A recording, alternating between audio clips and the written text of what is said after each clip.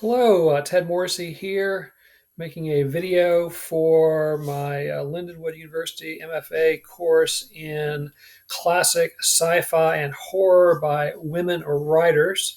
And this past week, we definitely read a classic for one of our stories. We read Charlotte Perkins Gilman's The Yellow Wallpaper, and we also read Gertrude Atherton's Death and the Woman, which isn't nearly as well known as the Yellow Wallpaper.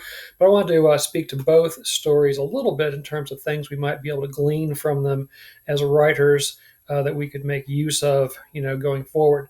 So first of all, the Yellow Wallpaper, first published in New England Magazine in 1892.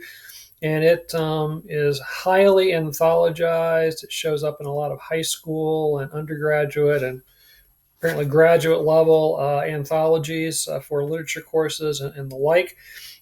It strikes me as a very modern kind of story, in spite of it having been written in 1892 or published in 1892, in that it definitely focuses on psychology and the sort of eeriness and the horror of it is psychologically based and not in the supernatural per se, although there could be a sort of supernatural element in it, or maybe that's just a manifestation of the trauma, the nervous breakdown, however you want to call it, that the main character is experiencing. One of the reasons that it is so popular, I believe, is because of the enigma of the ending.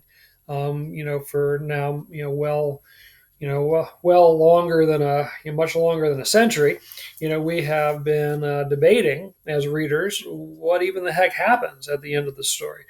It reminds me of that in that way of Henry James's classic, The Turn of the Screw, which also is very enigmatic, about whether it's a ghost story or is it some other kind of story. What even the heck happens in that story? And I think that's worth kind of taking note of right there as fiction writers. I think we have a tendency to believe that as writers, our job is to make everything crystal clear for the reader. And certainly in some genres, that's true.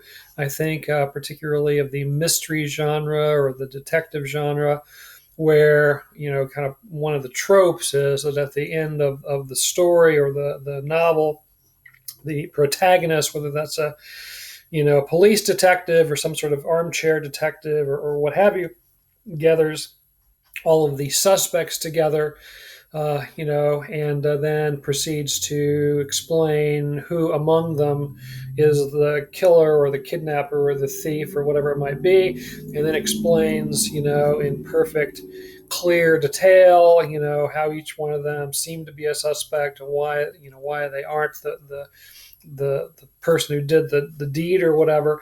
So in that kind of writing particularly, but in lots of other kinds of writing, we are oftentimes led to believe, well, we need to be very precise and clear in our language and so forth. But in storytelling, some confusion, some things left up in the air can be highly effective. I think particularly of, James Joyce's sort of famous or infamous, discussion of his books, especially Ulysses and Finnegan's Wake, that he would fill them with so many puzzles that the professors would spend centuries sort of sorting them out. So there's many things about those books that are not clear and are not intended to be clear, and that was one of the ways Joyce thought he was sort of ensuring his immortality, by making these books, publishing these books where so much was unclear, right?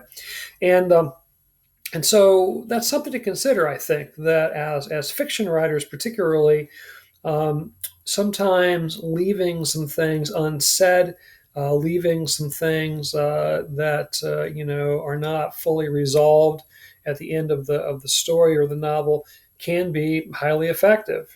We don't have to necessarily spell everything out in detail, right?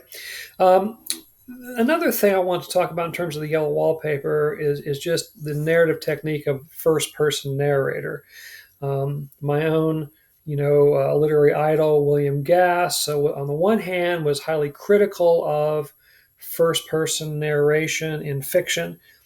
He thought it was sort of a default that a lot of writers turned to without giving it much thought, and that oftentimes it wasn't particularly well chosen for the story that they were trying to tell.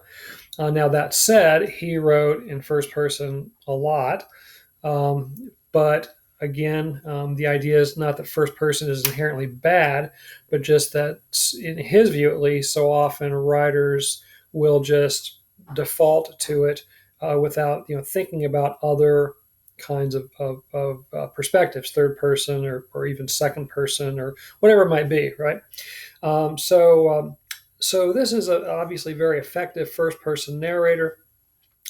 First person narration, obviously, in itself can come in many forms. It can be in the form of sort of like an epistolary kind of story where someone is writing a letter or a diary, or nowadays maybe a blog or whatever it might be,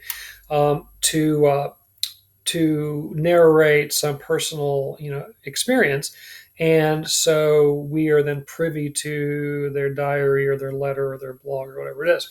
Or it could just be a sort of a window into the narrator's psyche, so they're speaking in the first person as if they are we're sort of inside their head, and they're thinking to themselves. And again, there's just other permutations or whatever. So it's worth considering. I think we might want to try different approaches, meaning that if we've been writing a story in first person, maybe try writing it in third person or some other sort of perspective, just to see how it changes the sort of the feel of the story, the tone of the story, or whatever it might be. And vice versa. If we've been writing in third person, maybe, well, what if we switch to first person? I've been kind of playing around this summer with first person present tense, which is not a mode I've written in a very long time. I My last novel, is close third person, and I worked on that, for 4 years. So for 4 years, I've been in close third person mode, and so I wanted to kind of break out and try some different things this summer as I'm kind of getting my feet wet with some other projects. So I've been kind of playing around with first person present. I don't know if ultimately I'm going to like it and decide that it is a good approach for this thing I seem to be starting to work on, but I think it's worth playing around with and seeing what you can kind of come up with by different sort of perspectives, right? So that was one thing I wanted to talk about, or two things, I guess: the sort of ambiguous or even enigmatic aspect of the Yellow Wallpaper, and then also the first person narrator, which is very effective here. But do we want to try or to think about other kinds of points of view in our fiction? Now, the other story that we looked at together was Death and the Woman by Gertrude Atherton, I believe, maybe Atherton, I'm not sure. And it was published very close to the Yellow Wallpaper, just a year later in 1893, but it appeared in London's Vanity Fair. And this is a very different kind of story in many ways. It's third person, for one thing. It's not particularly enigmatic in terms of what happens in the story, at least not nearly so much so as the Yellow Wallpaper's ending. But as some of you pointed out, there are some similarities between the two stories that, again, maybe at first aren't apparent, but yet there are some. I guess I wanted to speak to a couple of things. One is the personification of death that happens in the story. That is a tried and true literary sort of a trope. I mentioned on the discussion board. I think of, for example, the Canterbury Tales by Geoffrey Chaucer, which is from the 14th century, and particularly his Pardoner's Tale, in which the Black Death is personified in that story. The Black Death also makes a personified appearance in Bergman's classic film, The Seventh Seal from 1957, I believe, in which a knight plays chess with the Black Death, again personified. And I mentioned the reoccurring character of the Grim Reaper in The Simpsons, who shows up in many, many episodes for comedic effect, along the way. And those are just, three of what could be, countless examples. And so, what might be some modern twists on that? In both the Pardoner's Tale and the Seventh Seal, specifically the Black Death, is represented in a personified way. Um, are there other things that we could do with more contemporary sorts of illnesses? I've mentioned in other videos and in other contexts that I'm starting to see literary production based directly on the COVID-19 pandemic. Sounds a little cliche or something, but could COVID be personified somehow? I know very early in the pandemic, people were kind of nicknaming it Verona or whatever. So giving it a sort of personified nickname. So is there something to do with that, perhaps? Can we sort of find some narrative inspiration from the pandemic and somehow, maybe through personification, make something meaningful out of it? But the other very specific thing that I wanted to talk about, and this maybe gets us more into the realm of sci-fi. This is from Death and the Woman, the very first page in our anthology, which is page 143 if you're following along at home. But the last paragraph on the page says, she leaned suddenly over him. This is her husband who's on his deathbed. He was in there still somewhere. Where? If he had not ceased to breathe, the ego, the soul, the personality was still in the sodden clay which had shaped to give it speech. Why could it not manifest itself to her? Was it still conscious in there, unable to project itself through the disintegrating matter which was the only medium its creator has vouchsafed it? Did it struggle there, seeing her agony, sharing it, longing for the complete disintegration which should put an end to its torment?